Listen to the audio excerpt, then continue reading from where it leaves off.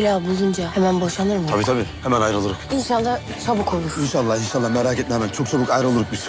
Ne kendini ne beni kurtardın Şerif'ten. Taşacak Bu Deniz dizisinde Sevcan Elen'i kıskandırmaya devam edecek.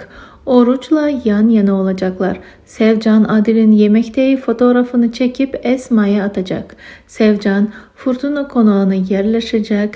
Elen'i Sevcan'ın Fırtına konağına yerleştiğini duyunca ipler iyice kopacak. Fakat Oruç ve Elene çiftinde bir ayrılık olmayacak. Sen karışma. Aklını esince Caciki, aklını esince sen karışma he. Bezdum da bezdum. Sanki seninle ayrı eve çıkacağım dedi. Esma ve Adil kavgası devam edecek. Kıskandırma sahneleri ve böylece güzel sahneler devam edecek.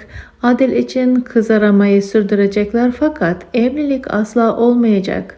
Fadime tehlikenin eşiğinde kendisini bulacak ve şu an için içeriği belli değil. Civan ise diziye dahil olması hazırlanıyor.